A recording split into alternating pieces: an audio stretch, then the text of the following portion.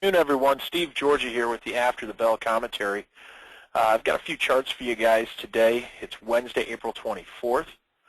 We're going to go ahead and get started. We're going to first take a look at July beans. And the July beans, today we did sell off. We sold off actually more so than we've seen here in the last while. We've seen this trend, I guess, for the last 3 sessions working lower, but we've got some points that I want you guys to be aware of. Going back here on April 5th, we had this low coming in here. That was at 1336.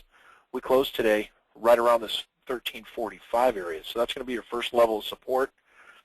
This low here, 1339. We've also had this low here at 1331 and 3/4. So this is going to be very important. If we end up taking this out on these charts, we've got stochastics that are still pointing lower. Volume has been increasing. But if you go back a little further, I know I mentioned this yesterday on these charts, we've got basically a few gaps back in here. And we've got the first gap that comes in here just below that $13 level. But the last gap that gets filled down in here, that's at 1255.5. So it is very important for us to hold these levels. Otherwise, we may start targeting some of these lows that we have had. Well, why were we down as much as we were today? July beans dropping back 13.25 cents. A lot of talks out there today that that China canceled more South American bean tenders. I guess it's not a big surprise. We know that their ports have had problems. There's still a big backup in these ports, and that's still going to be a concern. So they are canceling some of these tenders. We had seen another purchase here today from China, a smaller, I guess it was the unknown, but a smaller smaller purchase of beans today. But this is now the 3rd day in a row that we've seen some bean sales as far as those are all new crop.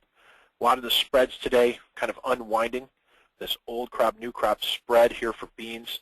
July being down about 13.25, as I mentioned, but November only down about 2.5.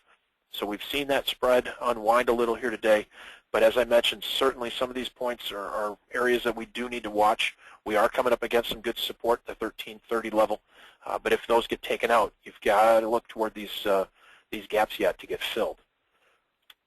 Another spread that guys are watching and talking about is July KC, buying July KC wheat, selling July Chicago.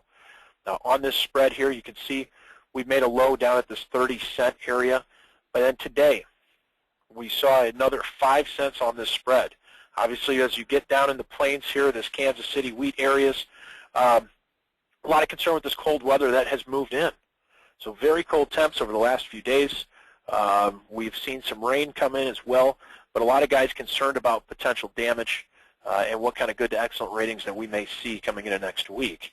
But on this spread, though, today, we did gain about 5 cents on this spread.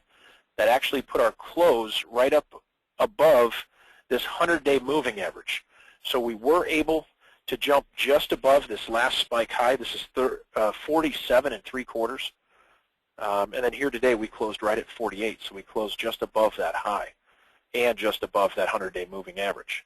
So this spread looks really good yet.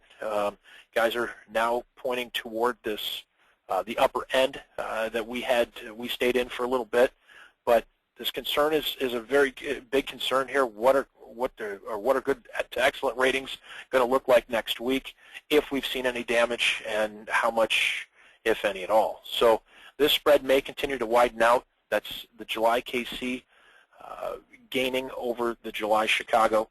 So it's buying KC, selling Chicago. We've seen some pretty good chart patterns so far on that spread. Something else big today, crude oil. Seen the largest gain that we've seen over basically the last month. Crude oil jumping today more than a couple bucks. We've got a big bar on this chart. We've kind of gone down here, and as I mentioned before, we've had a head and shoulders on this chart. Here's your head, your shoulders. You broke down below this neckline. Your objective in order to meet that is all the way back down to 86.24. Well, this low that we had was 85.90. So we did meet this head and shoulders objective, and now we're starting to recover.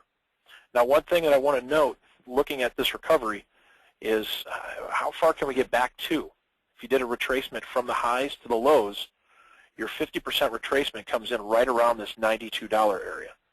So that's also right up against these lows that we had here, right at this 92.15. So we are going to have some pretty good resistance right now at these levels. Now, something that's given kind of a boost to the energy markets, specifically crude oil, is that we've got talks out there, hopes, I guess, of the Europeans cutting some of their interest rates. You got speculation of the European central banks will cut interest rates, and that's got the energy markets a little bit stronger. Also, we saw oil supplies rising today from our energy report that was out at 9:30, but it was less than expected. So that gave a bullish tone to this energy market as well.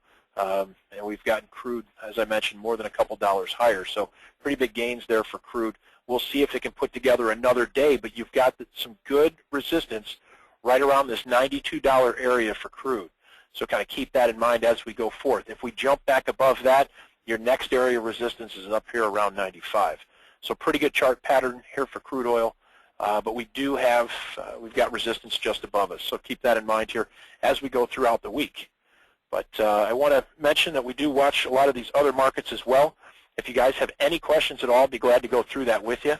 You can reach us over here at 800-262-7538, or check us out right on the web at allendale-inc.com. Hope you guys had a great day today. We'll talk to you a little later. Take care.